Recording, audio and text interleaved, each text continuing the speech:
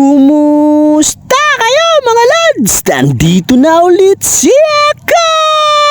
Bali, itong video nga pala natin ngayon mga lads. Ito'y papauwi na ako ng bahay namin dahil kakatapos lang ng trabaho ko dyan. Bali, ang oras nga pala ng pasok ko sa trabaho ko ay alas 6 ng hapon, tapos ang uwi ko naman ay alas 6 ng umaga. Pero bago nga rin pala ako mga lads mag-out ng trabaho ko ay kailangan ko muna hintayin yung kapalitan ko bago ako umalis. Kaya naman kung sakaling malate yung kapalitan ko sa trabaho ko ay malilate din talaga ako ng uwi. Pero okay lang din naman kahit malate ako ng uwi sa trabaho ko dahil kung anong oras din naman kasi pumasok yung katrabaho ko ay ganung oras din siya uuwi. Kaya naman pagdating sa oras sa trabaho ko ay wala namang problema dahil kung late kang papasok ay late ka rin namang uuwi. Bali kung napapansin nyo nga mga lods, dyan sa paglalakad ko ang dinadaanan ko ay sementeryo. Yan kasi ang madadaanan mo kapag papasok ka na sa barangay namin, talagang puro sementeryo at saka medyo mahaba-haba ring lakaran. Kaya yung mga hindi talaga sanay dumaan sa mga ganyang sementeryo, lalong-lalo na kapag gabi, talagang matatakot ka dahil medyo mahaba-haba rin kasi talagang lakaran. Pero kapag nakapasok ka na naman mga lods, dyan sa barangay namin ay hindi ka na makakaramdam ng takot dahil marami na rin kasi talagang nakatira dyan. Talaga lang ang magiging problema mo lang dito sa barangay namin kapag hindi ka pasanay ay yung paglabas at pagpasok mo sa sementeryo dahil talagang medyo mahaba-haba rin kasi talagang lakaran. Bali dyan nga pala malapit na rin ako makauwi sa bahay namin at dyan lang ang bahay namin, dyan sa tapat niyang ginagawang malaking bahay. Sana balang araw ay makapagpagawa rin ako ng sarili kong bahay kahit hindi malaki, basta masasabing sariling amin talaga. Dahil yun kasi talaga ang isa ko ring pangarap ay yung magkasarili kaming sarili naming bahay para hindi rin kami palipat-lipat. Dito nga mga lods, ay papakyat na ako sa bahay namin pero yung una kong madadaanan dyan ay bahay nila mama. Dahil kapag yan kasi sa dinaanan ko dadaan ay bahay talaga muna nila mama ang unang madadaanan namin. Tapos papasok din kami mismo sa pinto nila mama bago makapunta dun sa bahay namin, gawa ng yung bahay kasi namin ay nasa ibabaw ng CR nila. Pero meron naman mga lods na ibang daan papunta sa bahay namin, kaya lang meron pa kasing mga nakaharang kaya hindi pa namin madaanan. Kaya sa ngayon ay dun muna kami nadaan sa harapan nila mama habang hindi pa naaalis yung mga nakaharang dun sa isa naming dadaanan. Bali pagdating ko nga rin pala mga lods sa bahay namin ay yung bunso kong anak na babae ay gising na rin, tapos nakaabang na siya sa akin. Siguro naramdaman niya na rin na paparating na ako kaya tumayo na siya at inabangan niya na ako habang umaakyat sa hagdanan. Pero yung iba ko nga palang anak ay wala dyan sa bahay namin dahil dun kasi sila natulog sa bahay ng lola nila. Pero yung panganay kong anak na babae ay gising na, siya na nga yung nadaanan ko kanina naka-uniform dahil papasok kasi siya sa school. Diyan naman si Mrs. ay balot na balot pa rin ang kumot kahit patay na yung electric pa namin dahil malamig pa rin kasi yung mga ganyang oras sa amin. Pero ginigising ko na rin si Mrs. ng mga oras na yan, sabi ko kasi mag-almusal na sila, kaya lang hindi pa talaga si Mrs. magising dahil ang sarap pa talaga ng tulog niya. Kaya naman pinabayaan ko na lang din muna si Mrs. matulog dahil ang sarap pa kasi talaga ng tulog niya.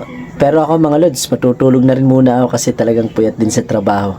Talagang gumawa lang ako ng content ngayong umaga kasi baka mamaya hindi na naman ako makapag-vlog, gawa ng baka mapahaba na naman ang tulog ko niyan. Pero baka makapagawa naman ako mga lods ng vlog kapag nagising ako ng medyo maaga-aga. Yun lang muna mga lods, sa susunod na lang. Bye bye!